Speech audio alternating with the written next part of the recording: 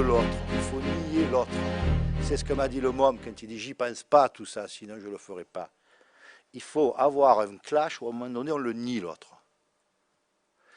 Et c'est pourquoi je dis ça, parce que si c'est ça le sens du délit, parce que comprendre l'acte, c'est pas l'excuser. Qu'on soit bien d'accord, j'essaie d'expliquer un mécanisme, je vais en dire un autre. La souffrance, le nombre de fois où on entend ouais, c'est trop injuste, tout, nous on a droit à rien, moi le blouson je ne peux pas me le payer donc je le fauche. Bien. Il y a une souffrance sociale et individuelle qui s'exprime là. Moi je cherche à la comprendre, ça ne veut pas dire que j'excuse l'acte. Ça aussi c'est important. Mais comme je disais, je vais prendre quelque chose qui me paraît important. Tout à l'heure, je vous ai dit que les deux mômes à qui j'ai donné une châtaigne avant-hier, j'ai vu qu'ils avaient peur. Parce que très souvent, ces jeunes, au-delà de l'apparence, ils sont dans une peur d'affronter le réel, d'affronter la difficulté de la réalité du quotidien. Et je cite ici le psychanalyste Francis Humbert, il dit « Ils s'enferment alors dans une carapace de l'acte parce qu'ils ne peuvent pas mettre en parole cette peur et cette impossibilité de fonctionner. » Bien. Quand on a compris ça, si c'est pour en conclure, ah, ben même alors au niveau de l'individu, il n'y peut rien. C'est encore une fois, c'est à notre tour le nier. C'est le déposséder de tout, y compris de son acte, et c'est l'empêcher d'avoir son propre libre arbitre. Et je terminerai en disant simplement au niveau de l'individu, si on a compris que le sens de l'acte délinquant, ça fait référence au niveau psychologique et psychopédagogique à des choses comme ça, alors ce qu'il faut, c'est comment on décline une orientation éducative qui ne peut pas faire autrement que prendre en compte la sanction, la posture permanente, le positionnement face aux actes. Et j'ai dit tout à l'heure, attention, différence entre l'acte et la personne. Et ça, c'est très important. Il balance l'assiette de petits pois sur le mur. C'est pas pareil si on dit, espèce d'imbécile, t'es un vrai charlot, parce que là, on agresse l'individu, il va nous le faire payer. Par contre, si on dit, quoi, c'est inadmissible, tu as vu ce que tu as fait? Prends le balai, tu ramasses tout ça tout de suite. Ça ne chante pas pareil à l'oreille. De personne. Même de celui qui ne peut pas le parler. Voilà, c'est cela qu'on essaie de présenter un peu devant vous. Je terminerai là parce que je crois qu'il faudrait qu'on passe un peu à des échanges. Voilà. Tout à fait. Oui, c'est simplement pour ajouter un ou deux petits points. Tout à l'heure, je disais qu'il y a un système d'arbitrage qui se fait chez l'individu. Il faudrait préciser que c'est un arbitrage donc, entre son propre système de représentation et le système de valeurs dominant de la société. Ce qui est frappant avec les jeunes, parce que Serge vous a fait remarquer justement que je n'en ai pas parlé, puisque pour moi, la délinquance des jeunes n'est pas quelque chose de fondamentalement différent de la délinquance en général. Elle prend des formes spécifiques, elle prend des contenus quelquefois plus dramatiques, parce qu'on se demande mais que vont-ils devenir s'ils sont déjà délinquants, mais fondamentalement les mécanismes ne sont pas vraiment différents. Parce qu'il y a toujours justement ce système de conflit entre le système de représentation de l'individu et le système de valeurs collectif. Et du coup, ça explique pourquoi un certain nombre de jeunes, mis devant le questionnement par rapport au passage à l'acte, on comprend bien dans leur réponse qu'en fait, ils ne mesurent pas cet écart-là. C'est-à-dire que le côté moral qu'il y a dans ce rapport à la norme n'existe pas nécessairement chez tous les jeunes. Ce qui explique bien souvent la disproportion que vous voyez entre l'acte délinquant et l'objet. Bon, il se trouve que Serge a raconté son anecdote de carte bancaire.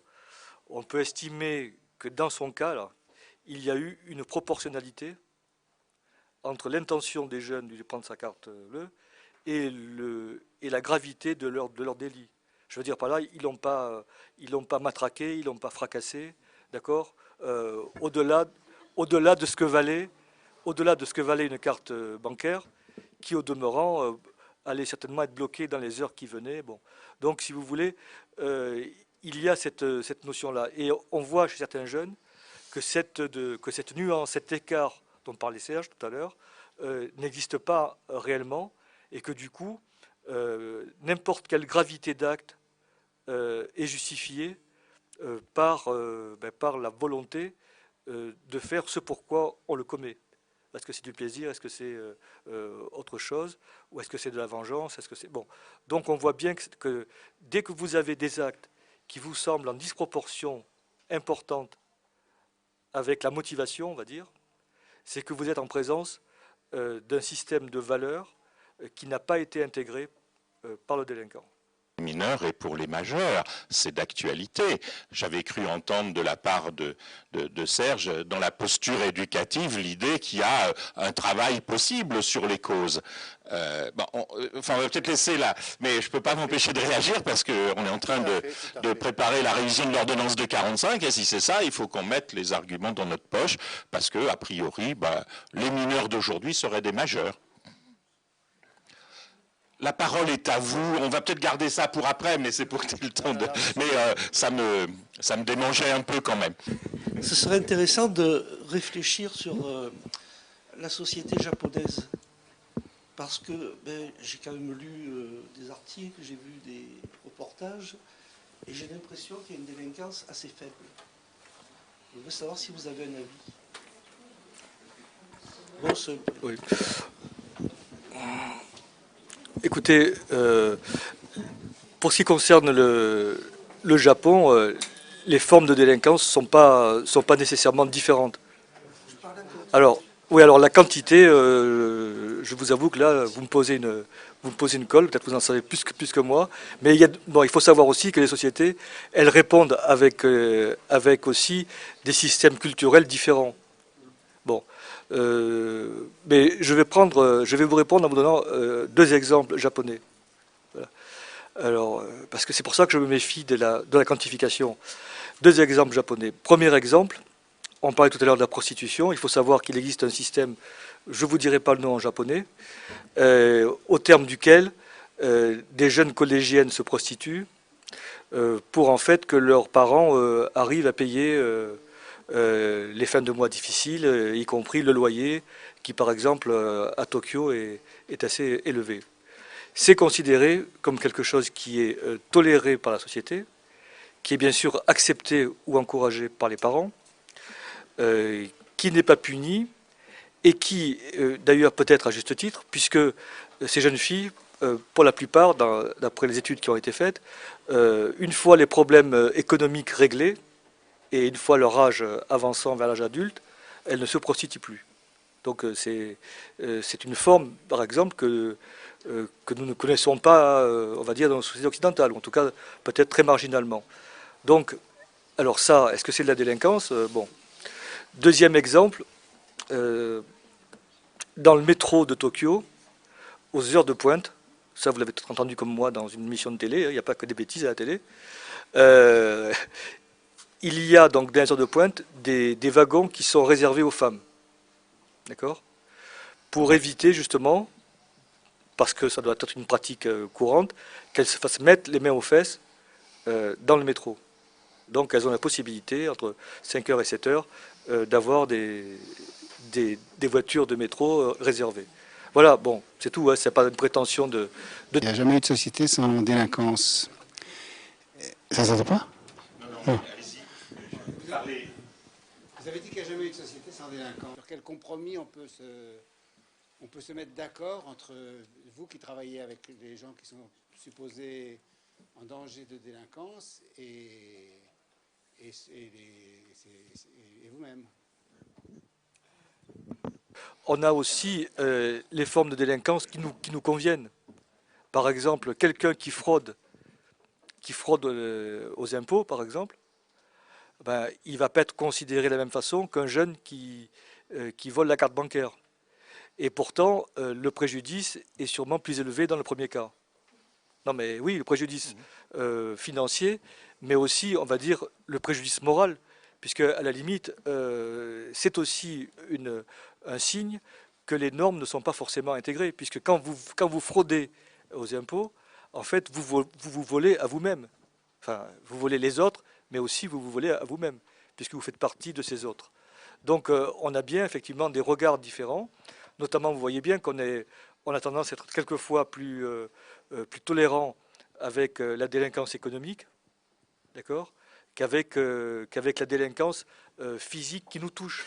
Parce que la délinquance économique, à la limite, bon, ça ne nous touche pas directement. Enfin, à moins que vous soyez vous-même une victime directe, mais globalement, bon, quand vous avez des compagnies d'assurance qui sont convaincues d'escroquerie parce qu'elles ont vendu des contrats bidons à des milliers ou des centaines de fonctionnaires, bon, si vous n'êtes pas vous-même concerné directement, vous ne sentez pas vraiment, vous sentez pas en tout cas la société menacée.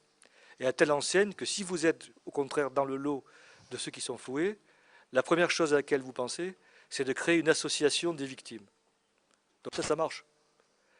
L'association des victimes, ça marche aussi bien que l'association des personnes handicapées. C'est parce que vous avez un enfant handicapé que vous créez une association pour personnes handicapées ou que vous y adhérez. Donc ça veut dire qu'il y a vraiment effectivement un éloignement ou une proximité par rapport à l'acte qui vont rendre ces actes plus ou moins antipathiques, plus ou moins intolérables.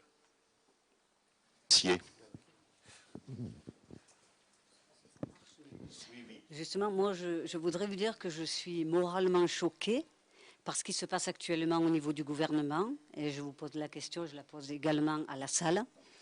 Le gouvernement donc, est en train de mettre en place une modification d'une norme, qui est à la fois une norme juridique, mais également une norme morale donc, qui nous concerne à tous, à savoir qu'il va tenter de dépénaliser le délit d'initié.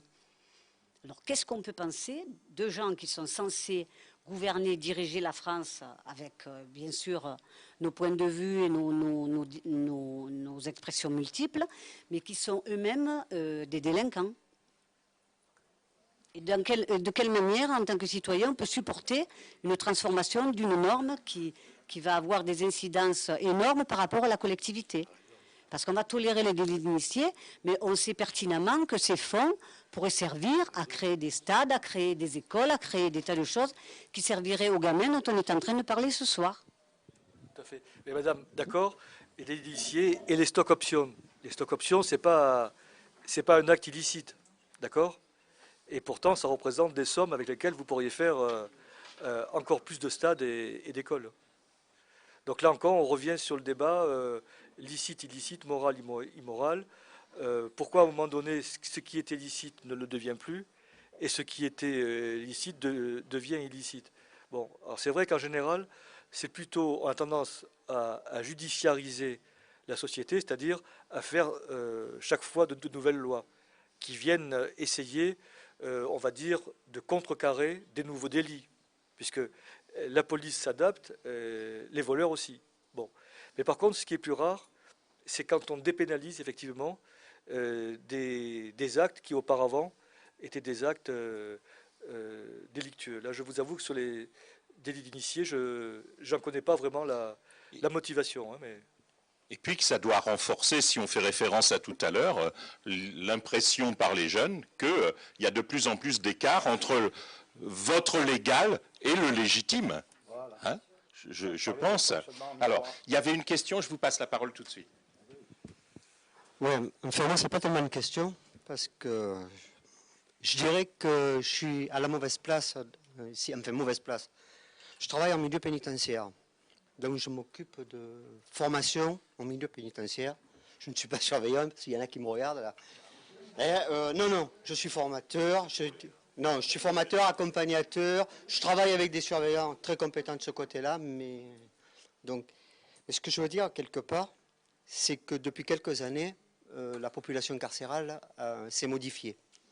C'est-à-dire, quand je faisais de la formation, moyenne d'âge, 35, 40 ans. D'ailleurs, quand nous avions un jeune de 18 ans, 20 ans, que nous appelions déjà à l'époque jeune majeur, dans un groupe d'adultes, c'était quelque part pour le cadrer, entre guillemets, même si c'est un mot que j'aime pas, mais c'était les termes employés. Aujourd'hui, c'est l'inverse. Sur 40 détenus stagiaires que nous avons dans l'atelier, nous avons 38 jeunes. 38 jeunes qui me font dire que quelque part, bon, la plupart n'ont toujours pas pris conscience de l'acte. Parce que la répression est si forte qu'en fait, l'acte, pour eux, ils ne l'ont pas imprégné, puisqu'ils n'ont pas imprégné la sanction. Ils considèrent ça comme une répression. Là, on va travailler sur quoi, en fait? Sur le comportement, éviter la récidive, parce qu'en fait, ils vont sortir avec la haine. C'est vrai que quand on arrive à travailler avec eux, quand nous arrivons à travailler avec eux, c'est vrai qu'ils recherchent de l'autorité, pas une certaine autorité. Ils recherchent des barrières, des règles, des normes. La loi, ils la connaissent puisqu'ils l'ont pris en pleine figure. Ce que je veux dire en même temps, c'est que si aujourd'hui je peux faire ce constat, cette clinique-là, c'est que je viens du milieu de la métallurgie. Je travaillais au chantier naval à la Seigne-sur-Mer. À cette époque-là, en 82-83, bon, je pense 83, on avait commencé à mettre les lois sur les pré-retraites où on dégageait, c'était le mot employé là aussi, très humain, hein, on dégageait les personnes à 53 ans. Des personnes qui étaient en pleine forme de transmission de savoir, de savoir-faire, de savoir-être au milieu de l'entreprise, de capacités, de compétences que nous perdions. Si nous ne l'avons pas tellement ressenti, parce que bon, on était dans une génération quand même intermédiaire, donc les coups, nous les avions pris, l'éducation, les sanctions, comme parlait tout à l'heure, l'éducation et les sanctions, nous les avons pris. Nous avons pris aussi une certaine forme de transmission, de savoir-vivre, des rapports à la règle et à la société. Et tout à l'heure, quand vous disiez que la société était responsable de ces délinquants et le délinquant de l'acte, je dirais quelque part, je suis pleinement d'accord dans le sens où cette rupture de génération a fait qu'il n'y a plus de communication et que le rapport à la règle de vie et à la règle sociale, autre que le rapport à la loi, n'a plus existé ou a été énormément dilué et s'est énormément effrité.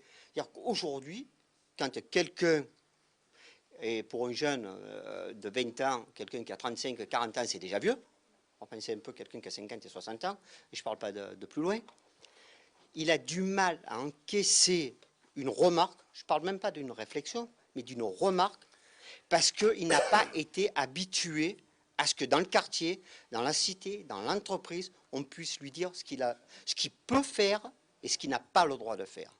Et ça, je pense qu'à ce moment, on le vit. Et je sais qu'aussi, en même temps, dans le milieu pénitentiaire, puisque je travaillais avec Joros, qui était à la PJJ à Marseille, donc qui m'a quand même mis le pied à l'étrier sur le système éducatif en prison, quoi. Donc, j'ai quand même été formé par quelqu'un qui... je me dis qu'on va véritablement vers des désillusions aujourd'hui avec les jeunes parce qu'ils ne s'impliqueront pas dans la société professionnelle et des règles de vie parce que, bon, quelque part, avec les jeunes que j'ai discutés en prison, attention, avec les jeunes que j'ai discutés en prison, alors je n'en fais pas, attention, je n'en fais pas un tableau noir, la jeunesse, mais de ce que j'ai eu, ils ont quand même pour responsable toute cette génération précédente qui ne leur a pas donné, quelque part, les coups de pied au cul qui leur a manqué. C'est ce que je voulais dire, et ça, je pense que dans le débat, quand on parle d'éducation de sanction, et en même temps, je voudrais quand même dire aussi, c'est que beaucoup aujourd'hui voient à travers la sanction la répression, ont changé le mot. Et maintenant, c'est la répression qui est devenue la sanction. On négocie plus la vie. On la raille. Mais comment dépasser la désillusion? Parce que si on vous entend, on reste là-dessus. Ils ont tous un sentiment de toute puissance. On n'a pas su leur limiter leur toute puissance. Alors maintenant, on est dans la désillusion. Et comment on fait alors? Il y avait une intervention de monsieur le maire. Il n'y a pas de sonorisation, mais c'est parce qu'on enregistre. Très bien, que j'ai été parlementaire, donc il y a tout un ensemble de dispositions fiscales, législatives et autres qui permettent à des gens, en toute légalité, de pouvoir échapper à un certain nombre de règles contraires à la morale. Bon. Alors de temps à autre apparaît l'affaire Hetz, mais il y en a beaucoup. Et les médias, quand ils parlent de ça, ben, ils montrent un petit peu, mais ils oublient de dire qu'à travers l'action de ces dirigeants, il y a eu des milliers de gens qui vont être licenciés ou qui sont licenciés, toutes les conséquences. Mais je suis persuadé que ces gens vont échapper. Je disais à un procureur, à part quelques exceptions, les prisons ne sont pas faites pour les riches. Je suis dur quand je dis ça, mais écoutez, il y avait M. Tapi, que vous avez connu, il a été condamné à plusieurs années de prison, il a fait quelques jours, il s'est trouvé une solution, quelqu'un l'a employé, bon, il a échappé. Donc ça, effectivement, on est en droit d'avoir une rancœur Par contre, quand un jeune fait une bêtise, là, franchement, on est en train de modifier la loi de 45 et autres, ce que vous disiez. Franchement, là, ces jeunes qui troublent la vie publique, ainsi de suite, il va falloir taper fort dessus. Voilà, donc il y a ce qu'on appelle, nous, ce que moi j'aurais appelé une justice de classe. Il ne faut jamais l'oublier. Voilà, et des études l'ont montré. Papin et compagnie, écoutez, je ne ferai pas de dessin. Voilà. Alors par contre, il ne faut pas se désespérer. Hein. Monsieur Rocher et quelques autres savent ici qu'on se bat contre ça pour essayer d'apporter notre appui comment dire, à la recherche d'emploi, à l'encadrement. Bon. Alors sachez que pour la pratiquer, il y a une misère énorme qui se développe. Des gens qui savent, il y a des gens qui savent ni lire ni écrire. Il y a des gens qui sont dans des situations nérémistes qui reproduisent. Et donc il y a tout un système qui reproduit effectivement. Voilà. Et on a donc à agir contre ça. Ce qu'on essaie de faire à notre modeste échelle à Gardanne pour essayer d'aider. C'est pas facile, on est à contre-courant. On a mis en place un système de bénévolat pour aider des jeunes à s'en sortir. Bon. On essaie à travers les associations, à travers l'accueil de la PJJ, à travers l'accueil d'autres organismes. Bon. Mais on est à contre-courant. Il y a effectivement une morale dans la société qui ne prend pas en compte nos valeurs morales, je dirais. Voilà, je ne suis pas pessimiste, mais il y a beaucoup de travail. Moi, ce que je voudrais dire quand même, c'est que ce n'est pas parce qu'effectivement on a l'impression que les jeunes sont en rupture par rapport au monde adulte qu'ils sont pour autant des délinquants. Il faudrait qu'on redéfinisse ce que ça veut dire le délit et la délinquance des mineurs, parce que un délit, c'est quelque chose par rapport à la loi.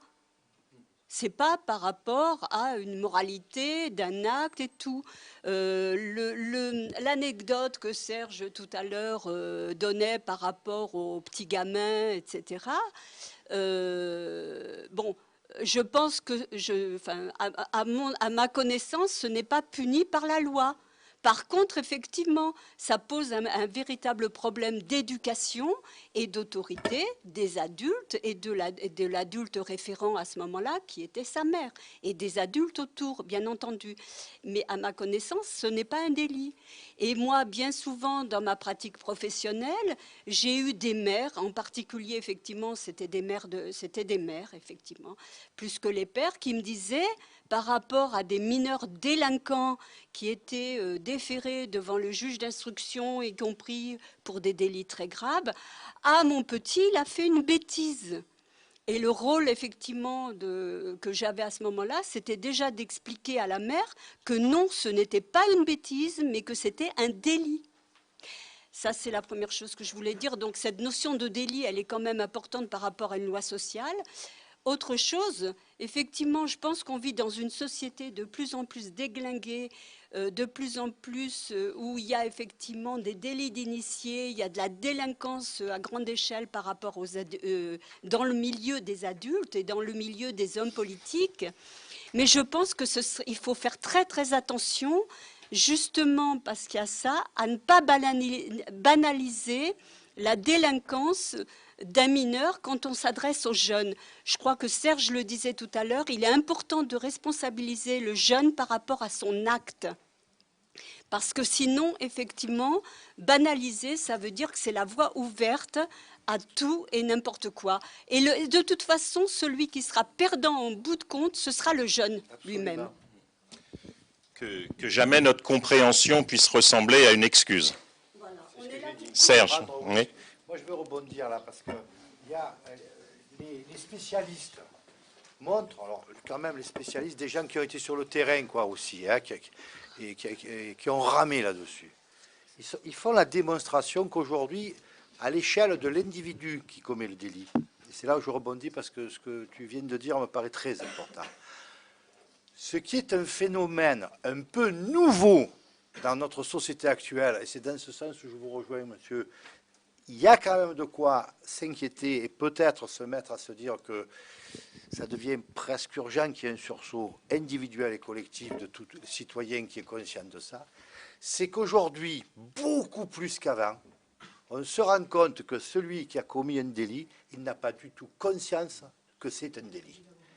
Et ça veut dire quoi? Ça veut dire, parce que c'est une question d'éthique qui se pose là, de système de valeurs. Quel est le système de valeurs dans lequel on veut vivre? Moi, ce qui m'a frappé ces dernières années, regardez même y compris récemment, le comble, c'est la manif de 300 jeunes, tous des jeunes immigrés en grande difficulté sociale, qui manifestent contre le fait que leur collègue qui a mis le feu à la petite jeune fille, ah, c'est pas grave ça. C'est cette dimension-là qui doit nous interroger. Parce que là, ça veut dire qu'on est dans une société où, comme dirait la sociologue Aphrodite Morali, on est passé de l'éthique à l'esthétique. C'est-à-dire que ce qui compte, c'est le paraître. Et le paraître, c'est le narcissisme. Le narcissisme, c'est mon nombril et moi je. Ça, c'est très dangereux. Alors, qu'est-ce qu'on peut faire là? Plusieurs choses, à mon avis. Je n'ai pas la solution miracle. Mais déjà, si on est dans le social, l'éducatif et tout, dans ce face-à-face, parce que l'épreuve de vérité, elle est là, c'est le face-à-face pédagogique avec le jeune. Qui en parle aujourd'hui dans nos institutions? Plus personne. Aujourd'hui, le débat, c'est vous coûtez cher, vous n'avez pas assez de résultats, il y a 10 places, combien il y a de présents? 9, 8, ah c'est bien. Bon. On va crever de cette instrumentalisation. On applique au social et à l'éducatif les logiques des critères de l'économique. Il faut faire attention à ça. Deuxième chose que je veux dire, donc il y a un travail important à faire avec les jeunes sur ce que les psychologues appellent, il n'y a pas apprentissage de la responsabilité chez un jeune tant que le monde des adultes ne va pas lui mettre le doigt là où ça fait mal pour qu'il prenne conscience de ce que j'ai appelé, ça s'appelle en termes, ils n'ont pas accédé à l'altérité, c'est-à-dire ils n'ont pas pris en compte que l'autre existe. Alors j'ai l'air de dire des choses compliquées. Eh bien moi je vais vous donner un exemple très concret où on a complètement baissé pavillon et laissé tomber trop de choses. Dans les cours qu'il m'arrive de donner dans les écoles d'éducateurs, et je salue celles et ceux qui sont présents ce soir-là parce que je les reconnais, je dis, c'est quoi accéder à l'altérité? C'est prendre en compte que l'autre existe. Et je dis, et on me répond, la première fois que je dis ça, ah oui, mais monsieur, c'est compliqué ça, un gosse de 2 ans, qu'est-ce que vous voulez lui faire faire? J'ai dit, il y a 4 mots magiques qu'on n'est même plus capable de travailler aujourd'hui. Bonjour, au revoir, s'il vous plaît. Si vous les interprétez comme des mots où on dit, oui, ça c'est l'hypocrisie de la bourgeoisie, c'est du faux semblant et tout, on se pisse sur les godasses. Bonjour, au revoir, s'il vous plaît, merci. Vous savez quel est le point commun entre ces 4 mots? C'est que pour qu'un petit bout de chou puisse les prononcer, le point commun, ça veut dire que pour les prononcer, il faut avoir pris en compte que l'autre existe. Sinon, on ne les dit pas, ces mots. Alors, si on se met à dire que ça, c'est important, que ça... Et moi, j'aimerais qu'il y ait des débats à la télé là-dessus. J'en vois jamais. Vous voyez? Jamais. Ou alors, quand ils y sont, c'est à minuit, et les gens qui ont quelque chose à dire de cet ordre-là, je ne sais pas, ils sont comme moi, quoi, ils vont se coucher. Vous voyez, non mais qu'est-ce qu'on peut faire pour répondre? Il a raison, le copain. Il y a un champ de possible. Voilà, travailler à ça. Si en sortant de cette salle ce soir, on se dit, ah ouais, apprendre à dire bonjour, au revoir, s'il vous plaît, merci, c'est tout un travail d'éducation qui permet à un petit bout de chou de prendre en compte que l'autre existe. Mais c'est déjà énorme. Et à l'échelle des collectifs de travail et tout, moi je pense qu'il faut que les travailleurs sociaux, ils reprennent l'initiative de rôle de vigilance sociale qu'ils doivent avoir, parce qu'ils sont les témoins d'une telle souffrance humaine, de telles contradictions, et vous le disiez fort bien, qu'il faut qu'au moins ce témoignage, mais qu'on l'inonde partout, oralement et par écrit. C'était vachement important l'histoire de pas conscience de... Parce que si j'ai pas conscience de commettre un délit, mais je vais le répéter 20 fois. Oui, ouais, juste, je pensais, bon, tu t'adresses aux travailleurs sociaux, on pourrait même rêver que ça commence à concerner tout le monde, quoi. Parce que, hein, des fois on dit, mais qu'est-ce qu'ils vont faire les éducateurs ou les si c'est que leur problème, quoi. Hein, et ça touche aussi peut-être ça, hein, c'est celui qui est là à côté. C'est pas les tant qu'il... sociaux qui disent sans arrêt, c'est pas grave, vous voyez. C'est quoi aujourd'hui le quotidien des gens? Même dans une cité HLM, le dimanche à midi, quand monsieur et madame X, qui ont 30 balais et un minot de 5 ans, ils attendent les parents de madame qui viennent manger. Et comme je dis, c'est quoi ce quotidien? C'est déjà, tout est calme, tout est cool, tranquille. La femme, elle est en train de préparer la daube, et dans sa tronche, elle dit, si mon mari me dit que sa mère elle l'a fait mieux, j'y mets un soupir sur la tronche. Mais j'invente, ça n'existe pas tout ça, ça n'existe pas. J'invente. À midi, ça sonne. Le petit, il est dans la chambre et il joue avec un camion. Il a 5 ans. Et alors, on entend la maman qui va ouvrir, qui dit « Titouné, viens dire bonjour à papy et mamie. » Et du fond de la chambre, on entend le minot. « Non, j'ai pas le lit. » Qu'est-ce que c'est le discours des parents, là, dans ces cas-là? Alors, premier truc, la mère, oui, devant sa belle-mère, elle va dire « Ça y est, ma belle-mère, elle va dire « De mon temps, les petits, ils étaient polis. » Là, allez, c'est quoi ça? Ça s'appelle la réaction narcissique. Madame, c'est pas de vous dont il s'agit, c'est de votre petit. Alors, même si ça vous vexe et tout, on en parlera après. Alors, elle regarde sa belle-mère et elle dit, première formule, il est petit, il ne comprend pas. Dans un quart d'heure, il sera le plus intelligent du monde parce que ça va me faire vibrer mon ego narcissique. C'est tout ça que je sais de dire, moi, y compris à tout le monde. Ou alors la mère le dit, bon, ah ben écoutez, hein, il n'a pas envie, il viendra quand il a envie. Oula, si on commence à dire que l'éducation c'est uniquement l'envie, moi je connais 5 millions de mômes demain qui ne vont pas au collège ou au lycée. Hein. Il faut arrêter de raisonner là-dessus, il n'est pas motivé, il n'a pas envie. Ah bon hein. Ok, Serge. C'est fini. Élie voulait compléter un peu. Vas-y, le micro. Oui, surtout par rapport, c'est vrai que là, vu le temps dont nous disposons, Oui. on est obligé d'être un petit peu schématique. Et donc, alors, quand je dis, Ça va, on a quand encore je un- dis la délinquance des jeunes, elle n'est pas fondamentalement différente de celle des adultes, il faudrait que j'ai un quart d'heure pour le préciser. Je ne l'ai pas. Donc, ce que moi, je voudrais dire là-dessus, c'est que ce qui m'intéresse surtout, c'est de distinguer entre les personnes que ce que Castel nomme désaffiliées, la désaffiliation, ceux donc qui n'ont effectivement pas intégré un certain nombre de normes, de valeurs, et les autres. Et donc, on va dire que dans la délinquance économique, vous avez tout sauf des désaffiliés. C'est-à-dire que ce sont des gens qui savent effectivement qu'ils commettent des délits et ils savent pourquoi ils le font. Et ils ont fait, dans leur stratégie personnelle, ils ont fait un arbitrage en calculant les risques. Qu'est-ce que je risque si je le fais? Qu'est-ce que je gagne si je le fais? Qu'est-ce que je perds si je ne le fais pas? Les économistes appellent ça des coûts d'opportunité. Je perds une opportunité. Par contre, effectivement, dans la délinquance des jeunes, on a beaucoup plus de phénomènes qui sont liés à la désaffiliation, c'est-à-dire qu'on va faire le distinguo entre les jeunes qui savent effectivement où est la loi, d'accord, ce qui ne les empêche pas forcément de ne pas transgresser, mais ils ont quand même une connaissance de la loi, on va dire, et des jeunes qui sont, on va dire, désaffiliés, où là, la barrière est difficile à nommer, elle est mouvante, quelquefois même, elle n'existe pas. Et là, il y a quand même un lien avec même ce qui n'est pas illicite, que vous disiez, madame, tout à l'heure. C'est-à-dire que le déficit, en quelque sorte, d'autorité, que Serge a essayé de nommer tout à l'heure, même s'il n'a pas employé toujours ce terme, il va avoir des répercussions, y compris en termes de comportement délictueux, y compris en termes de est-ce que je sais où est la limite? Parce que si je suis intégré à la société, si la limite, elle change, je la prends et je l'intègre. On passe de 0,8 g à 0,5 g de taux d'alcoolémie dans le sang, d'accord? Il n'y a pas nécessairement plus de personnes qui sont verbalisées pour un excès d'alcool. Ça veut dire qu'ils ont intégré dans leur système de valeurs, dans leur système de connaissances, pas forcément de valeurs, ils ont intégré que maintenant, c'est plus 0,8, c'est 0,5. Mais si demain, ça repasse à 1,5, eh bien, on aura une progression de la consommation. Donc ça veut dire qu'on s'adapte, en fait. Et le problème, si vous voulez, c'est que vous avez des individus, là aussi on n'a pas le temps de trop de... Vous avez des individus qui arrivent à intégrer et à s'adapter et éventuellement après à arbitrer.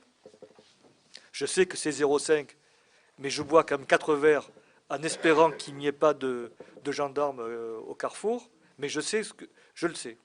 Et puis, vous avez des personnes qui ne peuvent même pas intégrer le changement de normes, puisque la base des normes n'a pas été intégrée. Ou que ce soit à la limite, ce sont peut-être des normes qui ont été intégrées, mais ce ne sont pas les bonnes, entre guillemets, ce ne sont pas celles que la société entend leur faire intégrer. Donc il y a d'autres normes. On dit souvent, quand on dit il y a une loi du milieu, effectivement, ça veut dire que le milieu fonctionne aussi avec ses normes, avec ses règles, avec des choses qui sont autorisées et des choses qui ne le sont pas. Et si vous transgressez ce qui n'est pas autorisé dans le milieu, vous vous retrouvez dans le vieux port. Donc en fait, ce que tu voulais dire, c'était tout à l'heure, c'était que aussi bien chez les mineurs que chez les majeurs, on va trouver des gens qui ont plus ou moins intégré la loi, aussi bien chez les mineurs que chez les majeurs. Par contre, ça ne voulait pas dire que tu imaginais qu'il faille traiter les mineurs comme des majeurs et qu'on pouvait rester sur l'idée d'une éducabilité des mineurs, qui est un des principes de l'ordonnance de 45. Complètement, je te rassure là-dessus. Et en même temps, je dirais J'étais pas vraiment inquiet, mais bon. En même temps, on va trouver néanmoins, chez les mineurs, la différence, on va trouver beaucoup plus de mineurs désaffiliés que de majeurs. Parce que les majeurs, ils ont eu aussi un parcours qui fait que les travailleurs sociaux ont fait leur travail, plus ou moins. Ils ont plus ou moins réussi avec...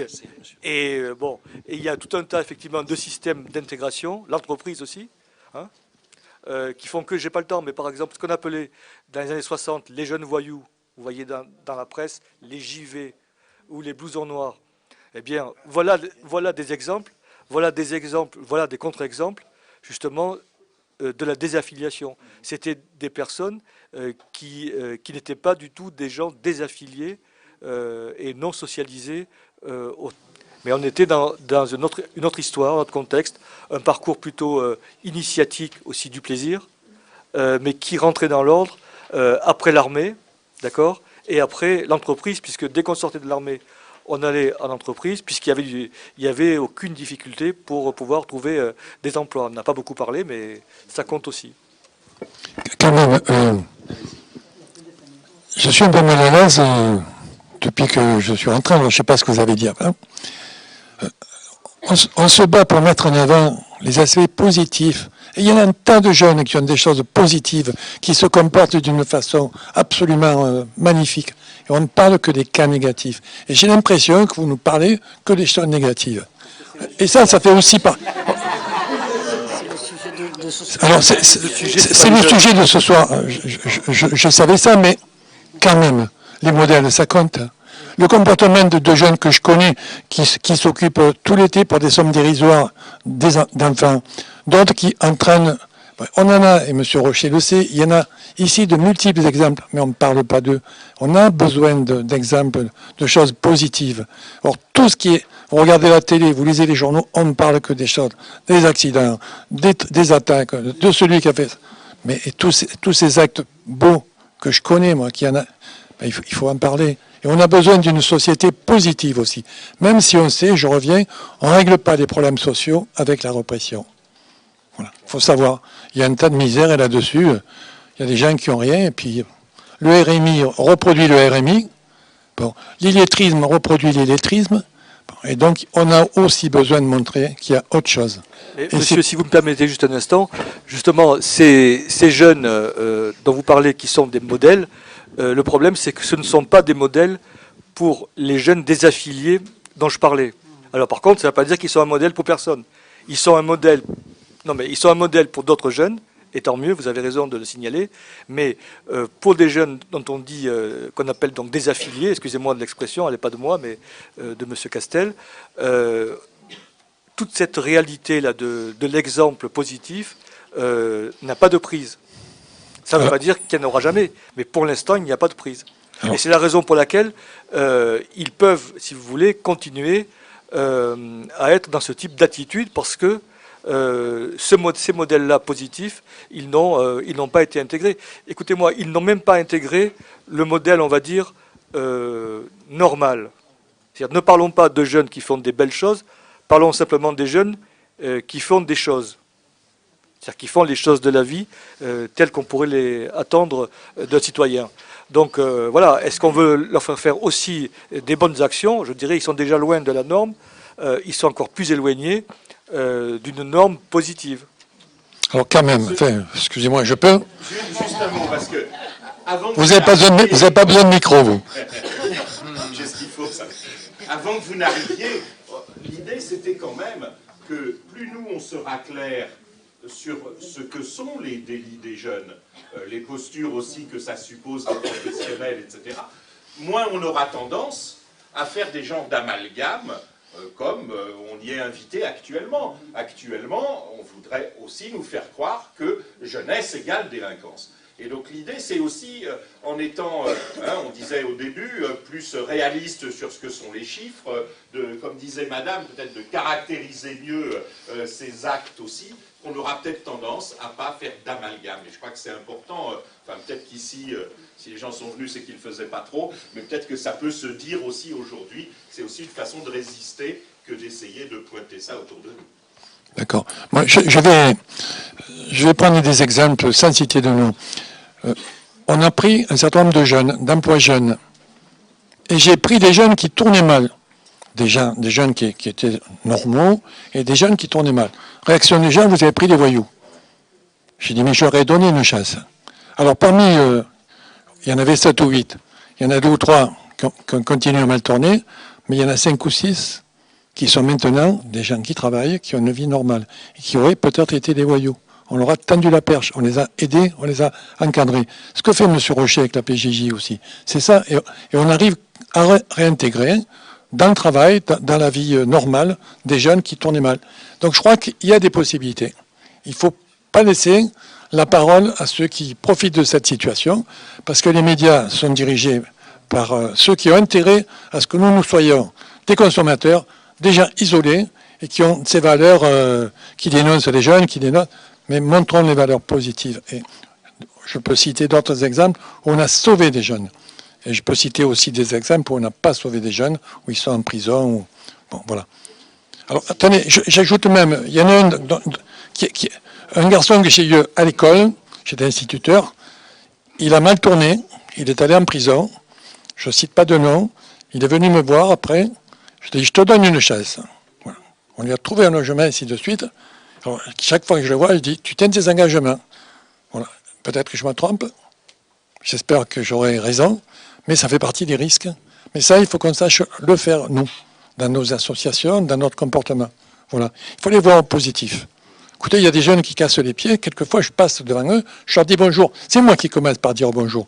Ils me répondent, ainsi de suite. Vous vous rappelez, j'étais venu dans votre bureau, j'étais venu m'excuser. En fait, je prends cet exemple, je l'ai vécu il y a quelques jours. Donc, soyons nous aussi positifs, même si la sanction est nécessaire à un moment donné. Parce que le souci, c'est que l'éducation, elle se termine relativement jeune. Parce que bon, si dans les premières années de l'enfance, on n'a pas situé les règles de vie par rapport à la société, on ne peut pas dire que ça va aller pour le meilleur des mondes. Par contre, après le reste du temps, quand même, il y a un mot que j'aime bien employer, c'est l'accompagnement.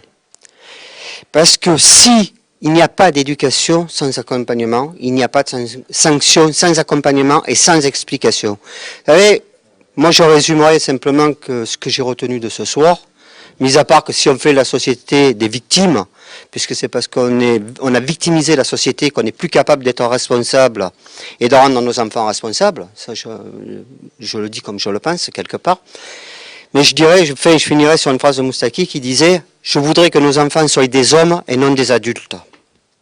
Et donc ça, c'est à nous que ça appartient. C'est presque aussi beau qu'une conclusion, mais... Est-ce qu'on a encore quelques minutes? Est-ce qu'il y en a d'entre vous qui souhaitent reprendre la parole? Sinon, on arrête là la première partie du débat, et puis on continue la deuxième. Oui, je voulais justement aborder un sujet qu'on n'a pas encore tout à fait abordé. C'est justement sur les sanctions éducatives et les sanctions répressives et l'arsenal. Très bien. Ce qu'on voit quand même aujourd'hui, c'est que ce soit justement pour les majeurs ou pour les mineurs, il y a une répression plus importante. de l'activité, on va dire, délictuelle. Bien. Alors, ce qui nous pose question, c'est que, à la fois, on sait depuis longtemps que la sanction dénuée de tout caractère éducatif ne marche pas, qu'on apprend partout que c'est surtout pas en prison qu'on va se rééduquer. Je suis désolé pour ceux qui y travaillent, parce qu'ils font aussi, ils essaient de le faire, mais c'est extrêmement compliqué, parce que là aussi, il y a un modèle qui fonctionne, hein, un modèle interne qui fonctionne avec ses valeurs. Bon, alors comment, ça c'est vraiment un gros chantier, mais comment on arrive en fait à renforcer la répression? Et c'est là qu'on est vraiment dans un système très complexe. Je considère avec Serge Soto depuis déjà de nombreuses années qu'on arrive en fait à être plus répressif parce qu'on n'a pas su être éducatif. C'est-à-dire que comme on n'a pas su mobiliser les vecteurs classiques, je dirais, de l'éducation, et que par ailleurs, effectivement, les mœurs évoluent.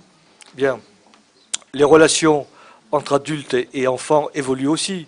On n'est plus, puisque monsieur était instituteur, il sait qu'on n'est plus au temps où le maître régnait justement en maître dans sa classe, et que donc il y a d'autres types de relations qui se nouent. Mais ce faisant, on a tendance à considérer qu'on est passé en fait d'un système répressif quand même, d'accord, système peut-être plus permissif, qui maintenant nous oblige, parce que le système étant permissif, il n'arrive pas à porter ses fruits, nous oblige maintenant, quand je dis nous, c'est pas forcément moi, enfin, nous oblige à devenir de nouveau plus répressif. Donc on l'a vu avec les foyers, par exemple, de la PJJ, où il y avait une difficulté quand même à donner des réponses concrètes à ces jeunes, à donner des réponses réellement éducatives.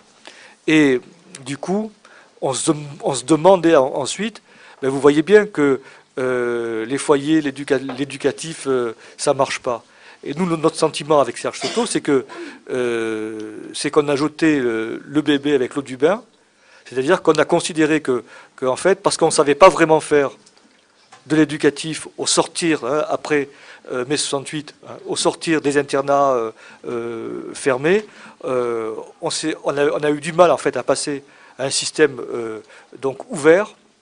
Et du coup, ce système ouvert, bon, je vais très vite, bien sûr, et c'est critiquable ce que je dis, ce système ouvert n'a pas, en fait, tenu ses promesses, et du coup, maintenant, on a un appel des sirènes pour dire, mais vous voyez bien que ça ne marche pas, donc on a commencé par regraduer. Donc on a mis des centres d'éducation renforcés, puis des centres éducatifs fermés, maintenant, établissement pénitentiaire pour mineurs, il y en a un à Marseille qui va ouvrir, qui a ouvert, voilà, qui est en train d'ouvrir, qui a ouvert, voilà. Et ça pose vraiment la question de comment on passe, en fait, d'un système à l'autre. Et c'est quand il y a des périodes, en fait, de flou entre deux systèmes que, ben, finalement, qui c'est qui remporte? C'est le système répressif, puisque on sait très bien que c'est beaucoup plus difficile de faire de la prévention et de l'éducation. Je rebondis très vite. Yves Clos, le philosophe, a dit « La jeunesse a un problème aujourd'hui, elle a un avenir qui lui est à la fois offert et interdit. Offert dans l'image médiatique, offert dans la quête de consommation, offert dans tous les rêves et les envies, et interdit dans les moyens de le réaliser. » Monsieur a parlé tout à l'heure de transmission dans les entreprises. Il y en a combien de jeunes aujourd'hui dans les entreprises? D'abord, il en reste combien aussi? Vous voyez, bon, voilà. Tout ça, cette transmission intergénérationnelle nous a posé problème. Pourquoi je ne suis pas d'accord, et je m'engage que moi, dans les orientations actuelles?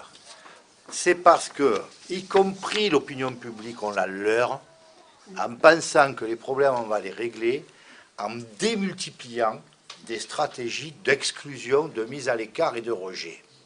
C'est ça qui ne va pas. Je n'ai pas envie de refaire le monde, mais quand Michel Foucault, il écrit il y a plus de 40 ans, surveiller, punir il fait la démonstration, le livre est là, achetez-le, que la prison c'est un triple échec économique, social et politique. Non mais je le dis parce que c'est valable. Voilà. J'ai envie de dire, revenons à des fondamentaux qu'on a un peu oubliés. On a vécu un déficit de transmission intergénérationnelle. Il y a quelque chose qui n'est pas fonctionné. Il faut revenir à une éthique de l'individu. La sanction éducative, c'est des choses précises. Et je finis. Elle s'adresse à un sujet. Elle est individuelle et pas collective. La sanction éducative, elle porte sur les actes et pas sur la personne. On ne réduisait jamais une personne à son acte. C'est comme si vous disiez, qu'est-ce que tu penses de Bert? Il est grand. Mais encore, ben, il est blond. Vous réduisez la personne à un qualificatif. C'est bidon, ça. La sanction, elle doit entraîner une privation de l'exercice d'un droit chez le jeune. Pourquoi? Parce que la sanction n'a de sens que si elle fait fonctionner une frustration.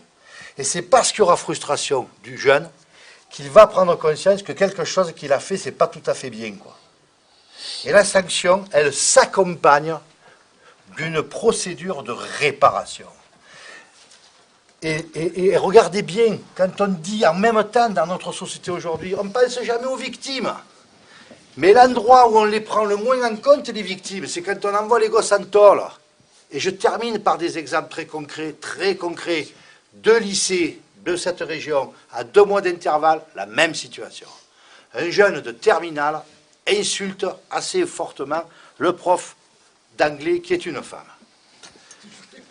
Non, mais parce qu'on n'a pas eu le temps d'en parler aussi de ça, mais avoir 91% de délinquants garçons gérés par 82% de femmes, alors qu'ils sont 10 fois plus machos que la moyenne, que leur système de valeurs, c'est la femme objet, le fric roi et la loi du plus fort, c'est ça le fonctionnement en miroir. Et qu'on n'affronte pas les comportements individuels des jeunes en disant peu cher le pauvre. C'est pour ça que je ne défends pas du tout la permissivité ni le laxisme. Je défends la réhabilitation de la dignité humaine, y compris de celui qui a fauté, parce qu'il doit rendre compte de son acte. Et la sanction, la réparation, c'est il se répare et il répare l'autre. La victime, là, elle est prise en compte. Dans le lycée, le proviseur ne veut pas entendre parler ni de la PJJ, ni d'une mesure de réparation. Bon, qu'est-ce qui se passe? Le comité d'établissement se transforme en conseil de discipline, le jeune est viré définitivement du lycée. 1 mois et demi après, dans un autre lycée, où nous avons l'habitude de travailler, un peu comme vous le faisiez, monsieur le député maire, et vous le faites encore aujourd'hui. Bon, mais... non, mais c'est important, non, mais il faut le dire. Il faut le dire que c'est important ce que vous faites et ce que vous avez fait. Moi, je le dis, parce que c'est important de le dire. Dans le 2e lycée, on a la chance d'avoir une possibilité de dialogue. Qu'est-ce qu'on fait? Le jeune, bon, dans les 2 cas, il y a la plainte déposée, en plus, auprès du tribunal, parce que celui qui a été viré du lycée, il a en plus été condamné par la justice. On propose une mesure de réparation. Et on dit, la mesure de réparation, voilà ce qu'on va faire. Le jeune, il va venir s'excuser devant le professeur 2 fois. Une fois avec la présence de toute la classe et une fois avec le conseil d'établissement où il y a les délégués élèves, les délégués parents, les professeurs et la direction.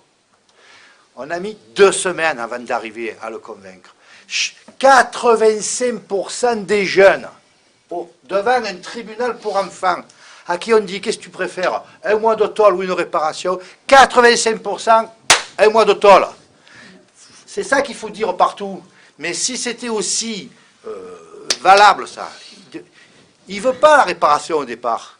Parce que le prix à payer pour lui est bien plus élevé que d'aller 1 mois. Antoine, il y va avec un demi-gallon, il ressort avec 2. Il l'a fait, le jeune. 1 an après, on a reçu une lettre de la prof qui nous remercie, qui dit « Non seulement je n'ai plus d'incident avec ce jeune, mais il n'y a plus d'incident dans toute la classe. » Alors à ce moment-là, j'ai voulu en avoir le cœur net, et par le biais de Pierrot, on a essayé de savoir dans l'autre lycée qu'est-ce qui s'était passé ou pas. Ils refusent de nous répondre au nom de la notoriété de leur établissement. Et je termine là. Et on a appris qu'il y a eu 2 autres élèves, un de la classe et un d'une autre classe, qui ont été définitivement exclus du lycée dans l'année, parce qu'il y a eu 2 autres incidents. Elle est où l'efficacité sociale, là? Sauf que, si c'est un acte comme ça, et que des policiers arrêtent ces jeunes, et qu'ils les revoient le lendemain dans la cité, parce que personne ne dit aux policiers qu'est-ce qui va se passer et qu'est-ce qu'on va faire. Là aussi, ça ne va pas. Ils disent, Ah ben alors, ça ne sert à rien qu'on les arrête, puisque le lendemain, on les revoit dehors. Et là, il y a un problème réel. C'est que dans la représentation qu'ils se font, y compris de leur métier, ils ont l'impression de pédaler dans la choucroute ou de servir à rien, parce qu'ils ne savent pas ce que deviennent les situations qu'ils ont eu à rencontrer. Et c'est pour ça que je dis, partout, faisons savoir ce qu'on essaie de faire. Mais hurlons-le, écrivons-le. Voilà. Mais je voulais vous dire, la sanction, ça fait partie de l'éducation. Et c'est pour ça que le prix à payer pour les jeunes, c'est l'apprentissage de qu'est-ce que ça veut dire la loi. Parce que ça, c'est ça qui leur permet d'advenir au statut de sujet. C'est ça le vrai respect de l'autre. Il est là le respect de l'autre. Et c'est pour ça que je ne défends pas les orientations actuelles, parce qu'elles nient l'individu, parce qu'elles le rabaissent, parce qu'elles oublient la victime. C'est pas pour faire du slogan « imbécile, vive un, abat l'autre ». C'est au nom d'une éthique professionnelle et d'une déontologie que je me situe. Voilà, je veux le dire.